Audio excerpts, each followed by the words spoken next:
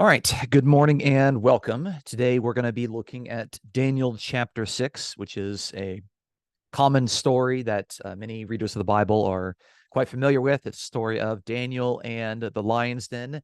I always find that this story is quite interesting because it's one of those um, it's a story that we tell the children. In fact, my 2-year-old son has a story of Daniel and the lion's den in his Bible, and they always tell you kind of the kids version of the story. They say, well, Daniel was put into the lion's den because he was being faithful to God and people didn't like him, and so they threw him in there. But God rescued him, and of course the lions didn't eat Daniel. That's all they tell you, but they don't tell you the next part of the story, which is that all the people that maliciously accused Daniel, they were all thrown into the lion's den and they were eaten together. So it's I always find it interesting that we always tell like parts of this story.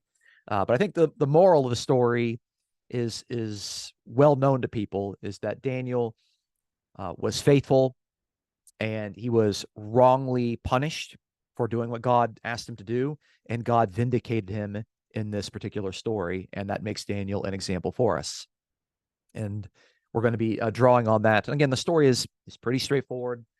There aren't any issues regarding translation. Again, it's the way that it shows up in your Bible is correct. It's pretty straightforward as a story, but I think there's some interesting meaning that we can draw from it, because it talks a lot about really three different sets of characters. And I want us to really kind of be thinking about three different sets of characters in this story, because the narrator is really good at describing these characters. And I think when we think about those, the ways in which Daniel chapter 6 becomes relevant for us in our culture in the year 2023, or whenever you're watching this, they become far, far more relevant.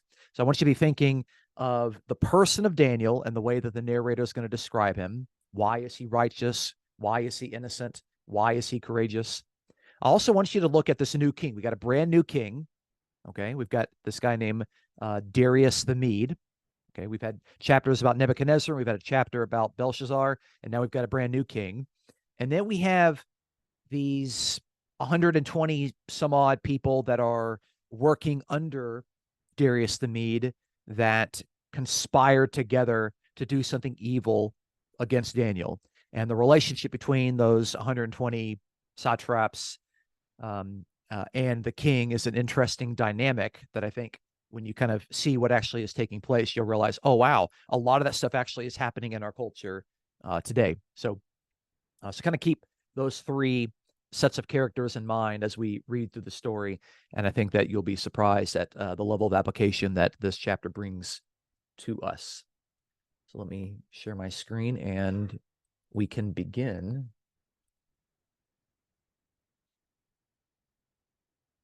Okay. Everything look all right? Everything looks good? Awesome. All right.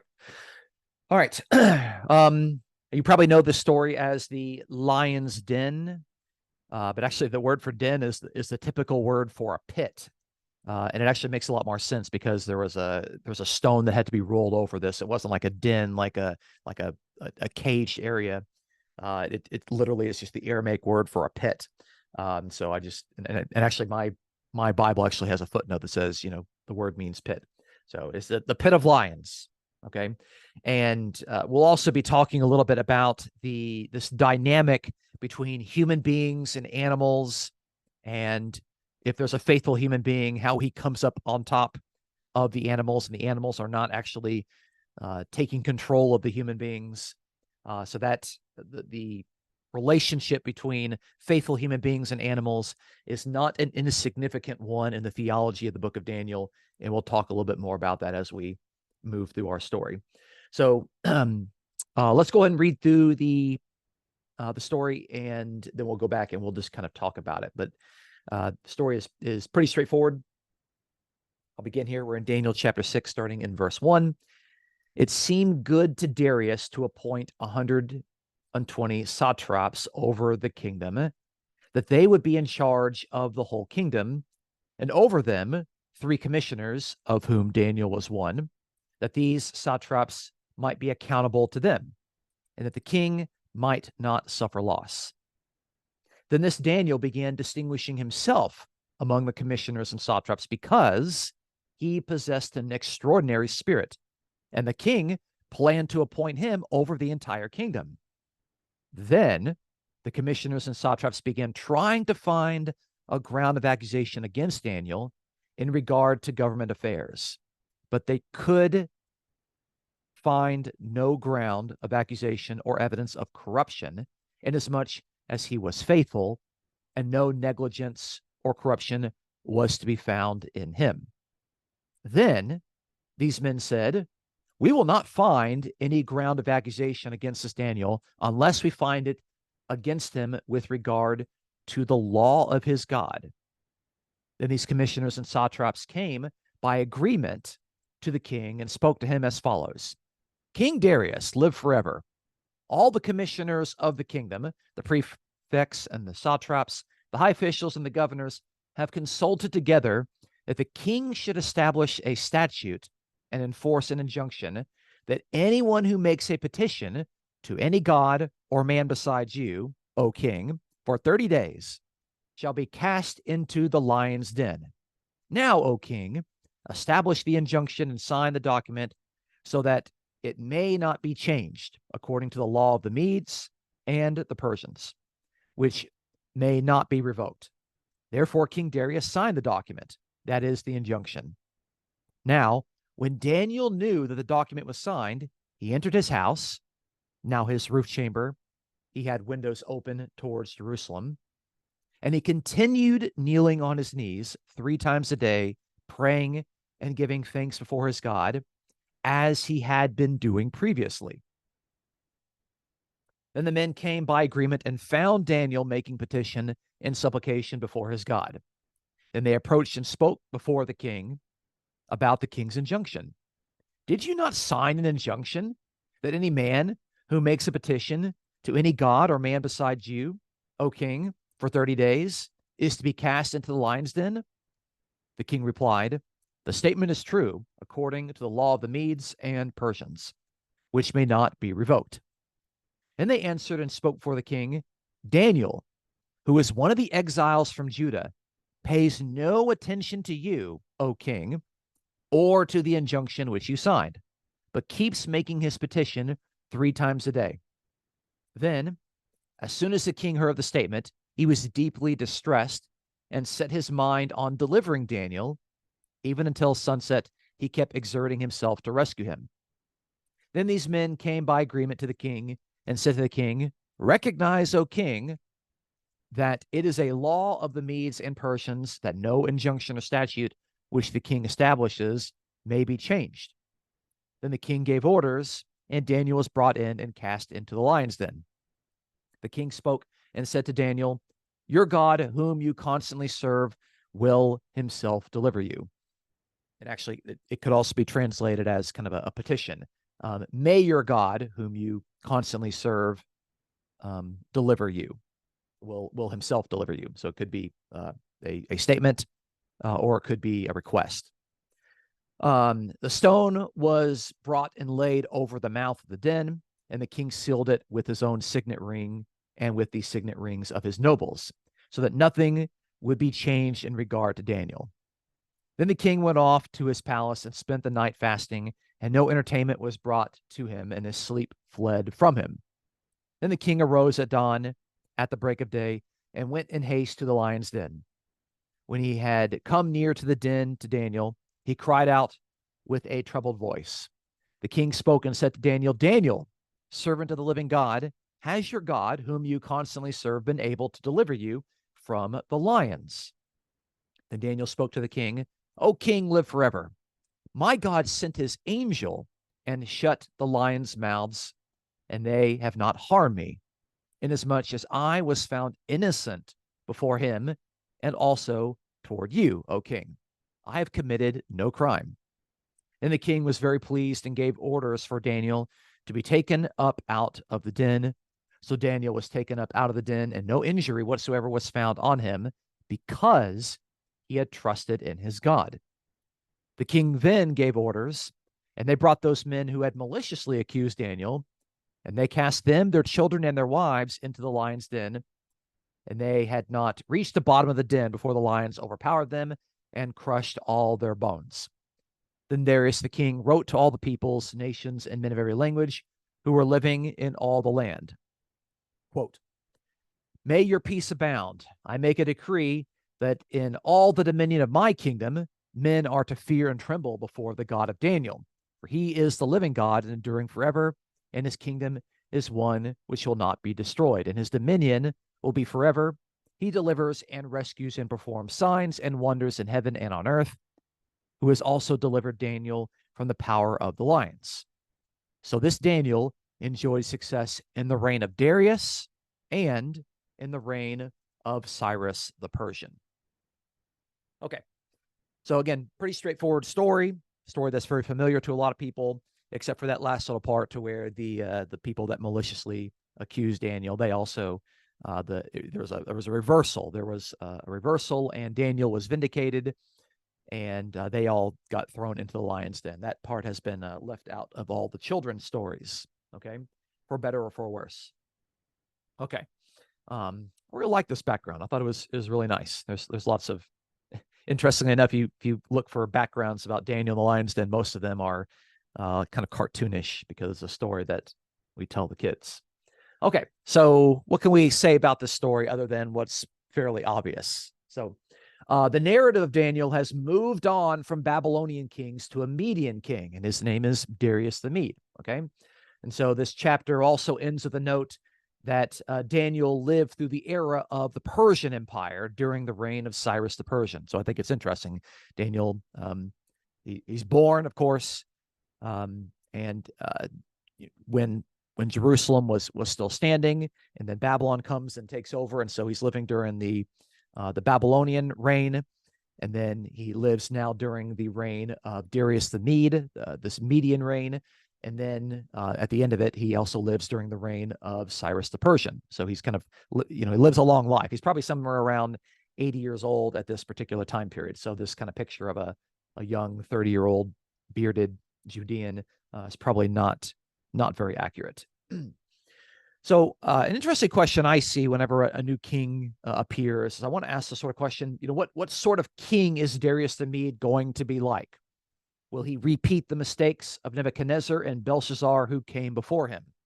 And we kind of saw that in the previous chapter when we were looking at Belshazzar. One of the main themes was that Belshazzar was supposed to have learned from the mistakes of Nebuchadnezzar, but he didn't. And Daniel rebukes him for not having learned from the mistakes of Nebuchadnezzar. So we have kind of Nebuchadnezzar, who was a very, very bad king, a very arrogant king, and God punished him until he kind of was, he sunk so low to the point to where he eventually had to acknowledge the God of heaven. And then Belshazzar never acknowledged the God of heaven. He never learned from Nebuchadnezzar's mistakes. So we got a new king, and we're wondering, like, okay, what is he going to be like? And I think something for us to think about is that, when there's a lot of anxiety and stress over who is the next person who's going to be elected, is this person going to be good and helpful for people of the Christian faith, or is this person going to make those of the Christian faith, their lives uneasy and more difficult? There's a lot of, I think, understandable anxiety about those sort of questions there. But of course, the Jews, when they did not have control of their land, they didn't have control of their temple, and they didn't have their own king, were constantly wondering, okay, who is the next ruler that's going to be placed over us? Is he going to be harsh towards us, or is he going to be tolerant? What sort of king is he going to be? All right. Now, Daniel sets himself apart from the outset of the story. He distinguishes himself as greater than the other commissioners. And we even see that Darius was planning on promoting Daniel further. Okay.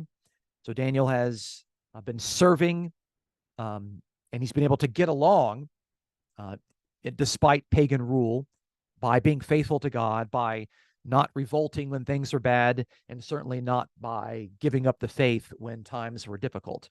And yet he continued to be able to get along with these pagans in some sort of manner. He's able to, despite the differences, he was able to find a way to get along. And the narrator kind of points out that, yeah, he's doing really well. He's distinguishing himself. And the plan was that he was going to be promoted even further than he already had been. However, all of the others acted wickedly, seeking to find evidence against Daniel, but no corruption could be found in Daniel's behavior. And the narrator kind of spends a lot of time describing this. They said that, all of these wicked people, these wicked, the right word to kind of describe commissioners and satraps and officials, and I'm just going to call them bureaucrats. Okay, that's just the word that I can think of. They're all evil, they're all wicked, and they're conspiring together against Daniel. But they couldn't find anything on him because Daniel was not corrupt. Okay, we would say that Daniel was above reproach. Daniel was blameless. Okay, and so again, it kind of sets Daniel out as an example for us.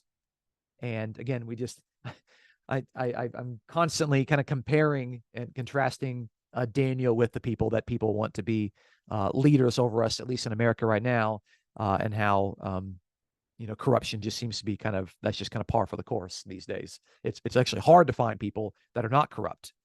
It's actually far more common to find people that are corrupt. So Daniel sets himself apart by being honest, by being blameless, and the fact that no corruption could be found in Daniel. There's actually a repetition of the word find, the verb to find in Aramaic, in that particular sentence that repeats in a way that's emphatic. So you might underline that in your Bible because it's somewhat significant. Now, the reason why the narrator indicates that no corruption was to be found in Daniel is that, quote, he was faithful. And that's important, okay? Why was Daniel to be seen as not having any corruption found in him? It's because he was faithful. He was loyal. He was obedient. And again, this is something that we've seen in the previous stories in Daniel chapters 1, chapter 2, chapter 4, and even chapter 5. But now we're seeing it quite clearly stated. Daniel was known as a faithful person. He was loyal. He was obedient. He didn't give up the faith when it was difficult. And when his life was in jeopardy, he didn't pick up a sword and try to violently respond against those that try to take advantage of him. Okay, so in this sense, he was faithful. All right. So the wicked bureaucrats, they conspired together to force the king into making this irrevocable law that intentionally and unfairly targeted the Jewish monotheism of Daniel's faith. And it's really important to kind of see that. They weren't just targeting Daniel, okay? They looked at his law and they saw what made his law different. And they said, okay, well, any pagan would be quite comfortable, worshiping the king or making a petition to the king or making a petition to a god. But they knew that the Jews would not do that. The Jews were not going to pray to a king or pray to a whatever one of the gods of the Median nation might have been. So they said, let's zero in on that. We know we can kind of catch Daniel on that particular point. And they go to the king and they kind of conspired with them to force the king to make this law. And so again, it's focusing on his monotheistic faith. That would be the thing that kind of sets him apart. Now, if Daniel was willing to compromise and just say, well, I'll make a petition or pray to a pagan god, and then kind of go to God and ask for forgiveness, he would have been okay. Nothing would have happened to him, except he would have not been described as being faithful. Okay, he would have broken, I think, his most cherished tradition, which is that there's only one God. Okay. All right. And something that's interesting here too is that I'm watching very, very closely at sort of the behavior of King Darius, and something that I sense in the story. I don't know about you, but one of the things that I sense with King Darius is that Darius appears to be a weak king that allows the people under him to kind of pressure him and force him into doing something that he doesn't want to do. And he doesn't have the boldness and the bravery to stand up against those people, or even he doesn't have the foresight to be able to see what these people are doing. Okay. So he's different than Nebuchadnezzar and Belshazzar. They're not going to let their underlings tell them what to do. So he kind of stands out to me as kind of like a weak king that is easily controlled and paralyzed by those whom he empowered under him. So Darius seems to be unable to see through the trap that he is unintentionally setting for Daniel. and he offers no comment regarding the proposed law. It's kind of they bring the law to Darius, and he doesn't really say anything. He doesn't offer any objection. He doesn't say, why are you doing this? He doesn't ask any questions. He just kind of does it. And it doesn't kind of portray the king very well. He's not a good king in that regard. Okay. We can see that afterwards, after what actually happens to Daniel, he feels bad about Daniel, but he's not willing to do anything about it. He's got good intentions, but he doesn't have any behavior to back those things up. So to me, he kind of appears as a weak king in contrast to Nebuchadnezzar and Belshazzar. All right, so the narrator makes it known to the readers that Daniel was fully aware of the document that was signed into law, and Daniel chose to continue to perform his faithful prayers in a manner that others could see. Okay, so he knows that this is happening, and he doesn't show any hesitancy. He continues to do what is right. He continues to do it in a way that others can actually see.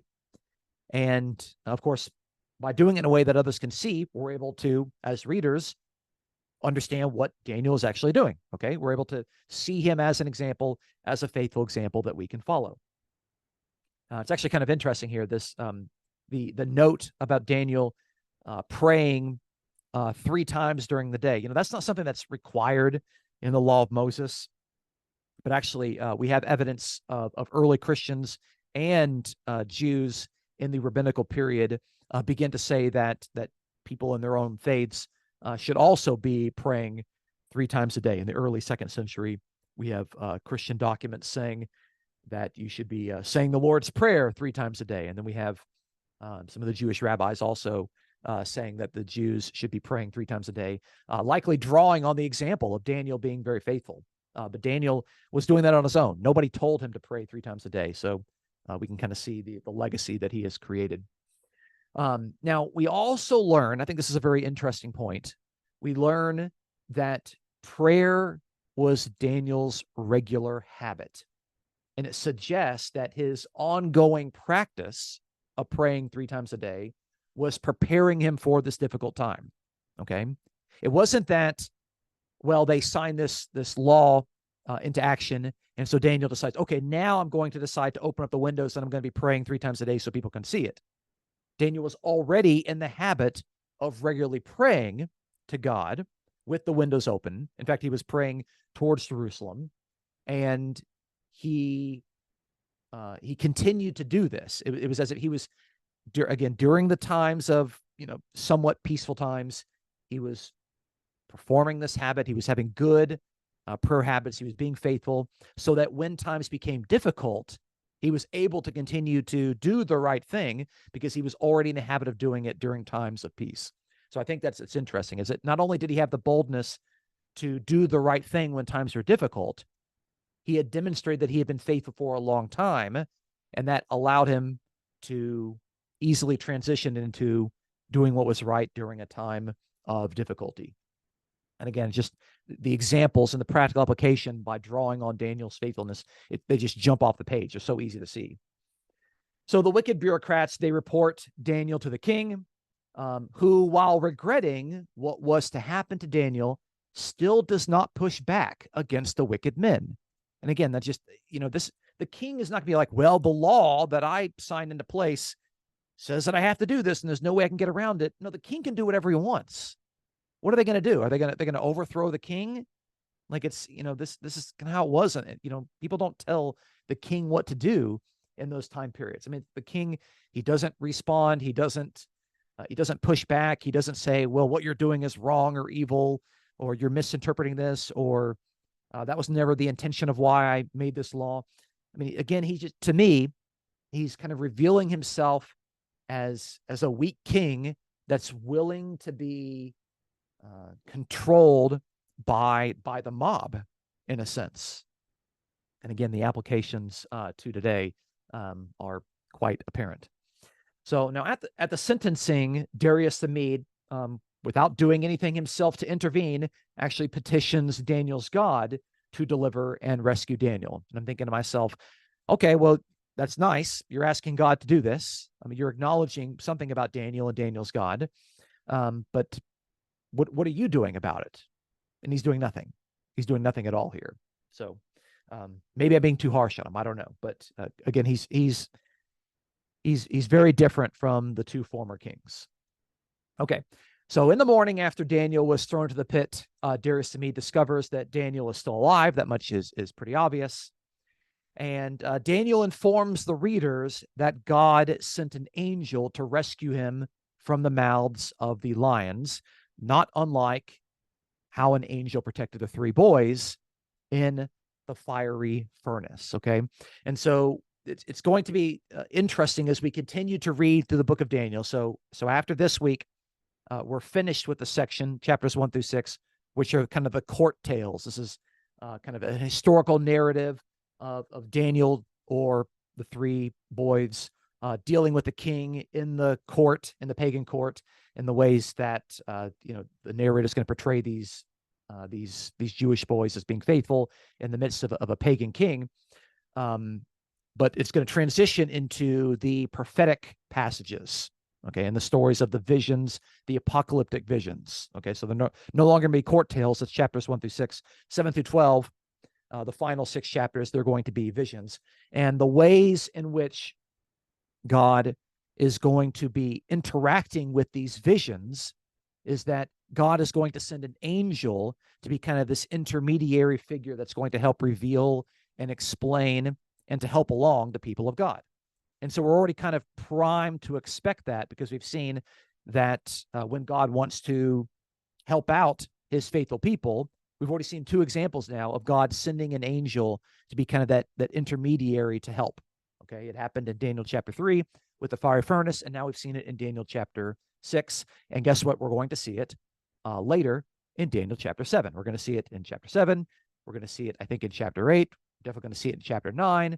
And chapters 10 through 12 is actually one very, very long passage, even though it's 3 chapters. And again, we have an angel there that's also revealing things. Okay, so I'm telling you to kind of tuck these things in the back of your mind, because they are going to they're going to be parts of the story that I think are very different. Okay, and again, this is one of the things that kind of distinguishes Daniel as an apocalyptic work when you compare it to other major prophets like Isaiah, Jeremiah, and Ezekiel. In Isaiah, Jeremiah, and Ezekiel, you don't have an angelic figure that's constantly there helping out the prophetic figure.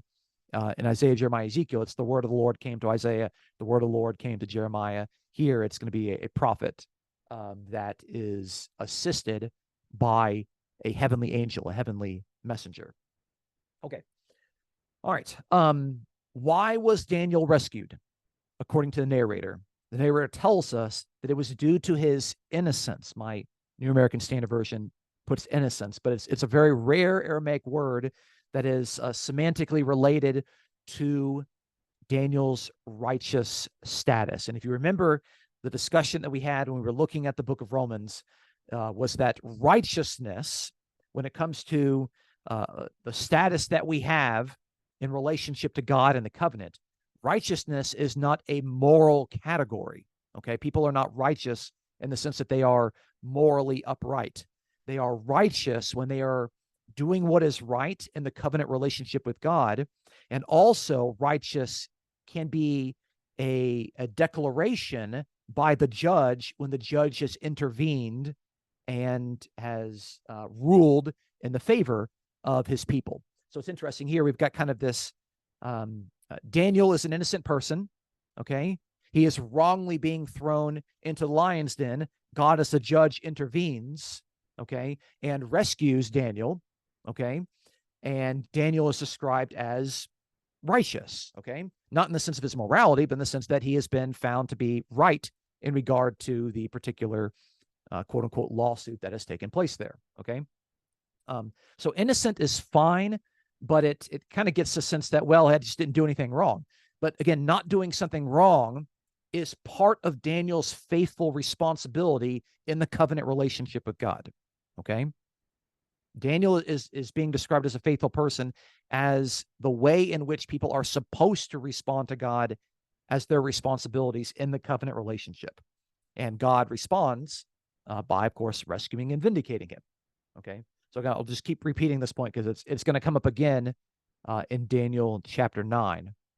This sort of righteous sort of language there. It'll be easier to see there because we'll be back into the Hebrew portions of the book of Daniel. Okay, and I think this is an interesting point. The narrator tells us that Daniel acknowledges that he didn't commit any crime, despite the fact that the law was actually in effect. That's interesting. So, from the perspective of the narrator, even though the law said that you could not make a petition to any god or man other than Darius, the Median king, Daniel was making a petition to, obviously, to the God of Israel. But from the perspective of the narrator, Daniel didn't break the law. I think that's kind of interesting there. Okay, it's Daniel is kind of regarded as innocent, and not actually breaking this. It's almost as if the law didn't apply to him. And I think this, we have to be careful how we apply that sort of thing, because you could take that to an extreme and to say, well, we should just be anarchist and just ignore all the laws of the land. I don't think that's what Jesus or Paul taught for Christians, but I think there's an interesting nuance here, that when it comes to restrictive laws that are trying to remove people from worshiping the monotheistic God of Israel, those laws are considered to be not in effect. Okay. And I like how the narrator explains this, that Daniel was not injured, quote, because he had trusted in his God. Okay. He trusted in his God, not just that he believed in God, like I believe that a God exists, or I believe that Yahweh is really a God. He trusted that God is a God that is going to rescue and deliver, because God had done it before. God did it with Shadrach, Meshach, and Abednego. And, even though, Darius the Mede had come in and taken over the Babylonian Empire, Daniel survived during that point. So, again, we're seeing the descriptions of Daniel as someone, he had no corruption in him. He was faithful. He was blameless. He spoke the truth. He did what was right. And he was someone that he trusted in God. And that was the reason why he wasn't injured. And of course, readers looking for application are going to be looking at this and they're going to be saying, okay, well, how am I supposed to respond, when bad things happen? Well, I'm going to trust in God, and God is able to deliver. Okay. All right. So after Daniel had been vindicated, it was actually the king who ordered that the wicked men and their families were to suffer the same punishment by being thrown into the pit of the lions. We can have a discussion as to whether that was actually fair or not. I think one of the interesting things that we see here is that Daniel is not the one that wished this upon his enemies. Okay, Daniel didn't say, that should happen to them, and when it does happen, I'm going to laugh and say, well, that's what you deserve.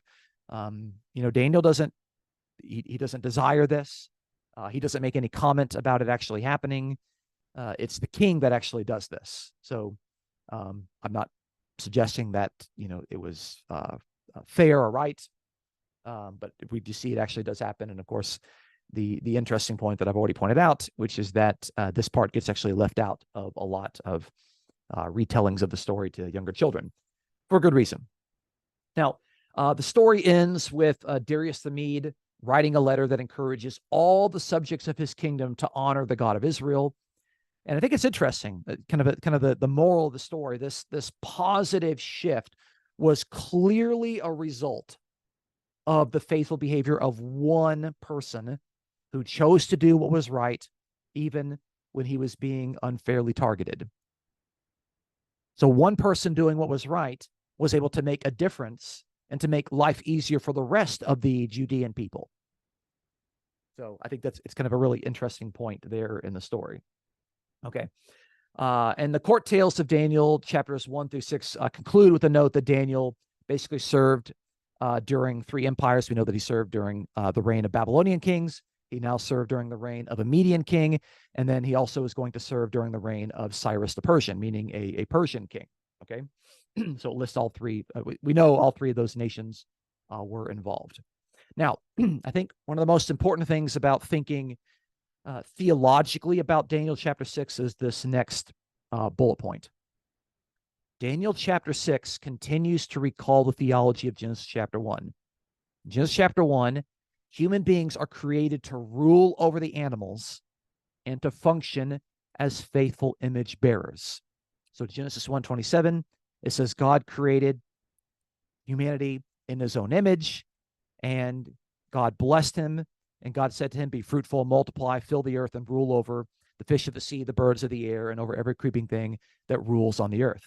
Human beings were created to be image bearers, to reflect God and his goodness and his just rule to the earth, and to rule over the animals. Nebuchadnezzar failed to live up to the role of image-bearing king, so he was reduced to an animal. Daniel, on the other hand, acted faithfully as a ruler, was wrongfully thrown among the animals, but he was subsequently vindicated by God. Okay, so you can see when a king or a ruler does what's wrong and doesn't function correctly as an image bearer, he gets removed from his position as a ruling human being, and he gets demoted to the level of animals. Okay, human beings are supposed to rank above animals, obviously. Daniel, when he is actually ruling correctly, when he's unfairly thrown among the animals, God vindicates him and pulls him out of the pit, and he rises above the animals. Okay, you kind of see how that works? And something that's also really interesting. The reason why Daniel chapter 7 is actually placed outside of the chronology of Kings and is actually set alongside Daniel 6 is because Daniel 7 is going to detail how God vindicates the Son of Man from animalistic beasts. Okay? Because Daniel chapter 7 is going to say that it was during the reign of Belshazzar. Okay, well that's already taken. That's back in the Babylonian period. You know, we're in Daniel chapter 6. We're in the Median period, and by the end of it, we're actually moving into the Persian period. Why does the narrator take chapter 7 and move it out of its chronology and put it next to chapter 6? And the answer is chapter 6 involves a faithful human being who is wrongfully being attacked by animals, and God rescues and vindicates that faithful human being and puts him over the animals. In Daniel chapter 7, we have a faithful human being, the Son of Man, who is being attacked by animalistic beast, and God vindicates that faithful Son of Man figure. Okay, that's why they're put next to each other.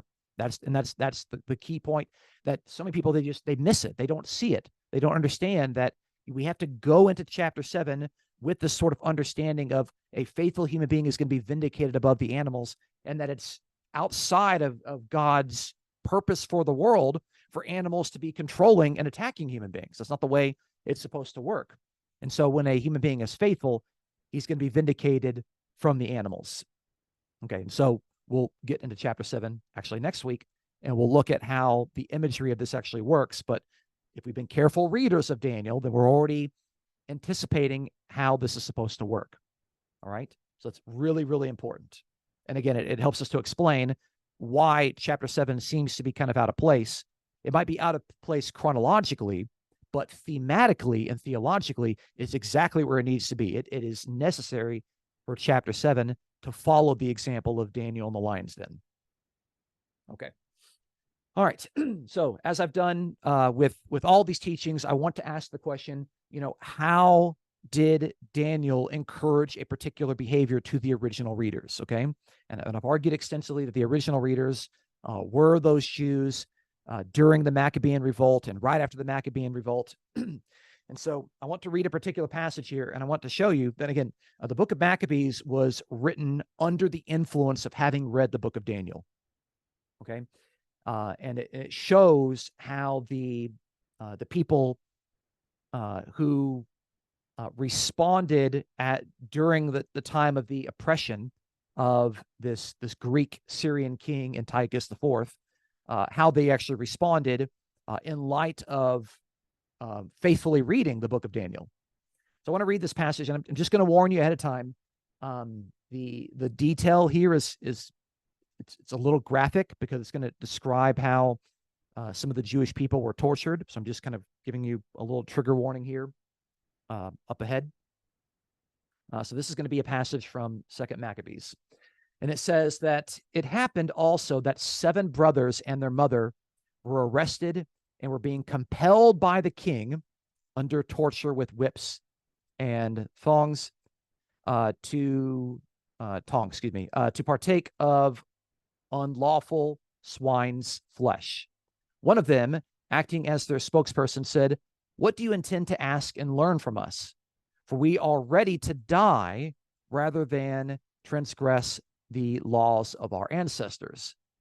The king flew into a rage and gave orders to have pans and cauldrons heated. These were heated immediately, and he commanded that the tongue of their spokesman be cut out and that they scalp him and cut off his hands and feet, while the rest of the brothers and mothers looked on. When he was utterly helpless, the king ordered them to take him to the fire, still breathing, and to fry him in a pan. The smoke from the pan spread widely, but the brothers and their mothers encouraged one another to die nobly, saying, "The Lord God is watching over us, and in truth has compassion on us, as Moses declared in his song that bore witness against the people to their faces, when he said, 'And he will have compassion on his servants.'" After the first brother had died in this way, they brought forward the second for their sport. They tore off the skin of his head with his hair and asked him, "Will you eat?" This is to eat the swine, "rather than to have your body punished limb by limb?" And he replied in the language of his ancestors and said to them, "No." Therefore, he in turn underwent tortures as the first brother had done. The very next verse is, I think, the most important. "And when he was at his last breath, he said, 'You accursed wretch, you dismiss us from this present life, but the King of the universe,'" notice this, "will raise us up to an everlasting renewal of life, because we have died for his laws." This is all written before the New Testament. And these are Jews who drew on the theology of the book of Daniel. And they said, we're willing to be faithful, and we're willing to die, and we're not going to transgress what God told us to do. We're not going to give up our monotheism. We're not going to eat the food that's forbidden. We're going to do what's right, even if we sadly have to be tortured and to watch our own family be tortured, because God is going to raise us up in resurrection. And he's the King of the universe, and he's going to resurrect us up to an everlasting renewal of life. The promise of vindication and the promise of resurrection is what encouraged him to do what is right. And of course, we can look at the example of Jesus, knowing that God was going to vindicate him and raise him from the dead, which Jesus said. He said, Son of Man is going to be handed over. He's going to be persecuted, and he's going to suffer. He's going to be killed, and he's going to rise on the third day. That hope of renewal and resurrection was the motivation for them to continue to be faithful. Okay, yeah, they might die, but God raises the dead. That's not the end. That's not game over. So again, you can see how, even though Daniel didn't actually die, but God raised him out of the pit and vindicated him. Sometimes God vindicates people in this life. Sometimes he doesn't. But you can see that the hope of resurrection and the hope of a God that actually vindicates and rescues the faithful people motivated these people to do what was right and to not compromise their faith. Okay, so I think that's some of the application that Daniel chapter 6 would have given to the original readers. What about modern readers? What about us today as Christians reading this in 2023 or whenever you're reading this? 4 applications I want to bring to you today. All right, number 1, as Daniel yet again demonstrates his faithfulness to God during a time of mistreatment, it is important to contrast his loyalty with other ways that persecuted people respond. While those without courage choose instead to either compromise their faith or respond with violence when threatened, Daniel sets the example that even Jesus demonstrated by remaining obedient and nonviolent, even as his life was at stake. And this is really important. Again, when you're being persecuted, you have 3 options. Option 1 is to cave in and to just give up your faith instead of standing up and doing what is right. Option number 2 is to resist, but to resist violently through weapons or whatever it may be. Option number 3 is the example that we see with Daniel, with John the Baptist, with Jesus, with several people in the New Testament, which is to not compromise, to not respond with violence, but to be faithful, to be obedient, and to be loyal, even if it costs you your own life. And again, so it's important to show what Daniel is doing, but to contrast it with the ways that others are actually responding, because the author of the book of Daniel would actually disagree with those Jews that chose to violently revolt during the Maccabean revolt. He would actually say that's not the way that you're supposed to handle things. You're supposed to wait for God to intervene. So I think it's an interesting point to point out. Number two, Daniel's character is further highlighted as one in whom no corruption could be found. And so kingdom citizens who look forward to Jesus' return to promote us to rulers of the new creation are called to be blameless and honest. I mean, Daniel is someone who's he's already functioning, at least in this life, or at least during his life, as a ruler of sorts. And he's preparing for the day in which he would be installed in the kingdom by having no corruption in him, by being blameless and being honest. And so we have to learn from that. Look at that as an example. And the narrator clearly points that out about Daniel to encourage that sort of behavior for the readers of Daniel. So we too, if we're going to be ruling and reigning in the age to come, we have to be blameless and honest and people in whom no corruption can be found today. All right, so that's really important. That's where we got to be telling the truth, and sometimes we need people around us to come and to say, hey, you need to be more truthful and more honest, and you need to be careful about how we're living our lives. So I think we really need to think upon that example that Daniel provides for us. Number three, the story offers another glimpse at how the people of God should respond under the reign of an unbelieving ruler, this time involving a weak king who succumbs to the pressure of his subjects. And as our culture increasingly turns to weak-willed rulers, Christ followers must remain awake, we must remain sober, and we must remain vigilant. We've got to be paying attention to what's going on so that we know how to respond faithfully when the time comes. And, even Paul will say this. Paul will say this in example, like First Thessalonians chapter 5. He says, some people might be saying it's going to be peace and security, but destruction is going to come upon people. However, you readers, you're supposed to wake up, you're supposed to be sober, and you're supposed to be vigilant. Despite what's going on in the political culture with changing rulers, changing kings, changing presidents, changing senators, whatever it may be, the people of God have to be paying attention. You got to be awake, sober, and vigilant. You got to watch what's going on, because the way that we respond is going to depend on how we're being treated. So we can't just ignore what's happening in the world, because the way that we respond to it, of course, it involves the ways that these rulers decide they're going to treat faithful Christians. And lastly, sometimes, even when we are blameless and faultless, wicked people will seek to destroy us. Clearly, that's what happened to Daniel. And Jesus taught his followers to not return insult for insult. Jesus taught his followers to refuse to curse. And Jesus taught his followers to instead trust in the God who delivers the righteous.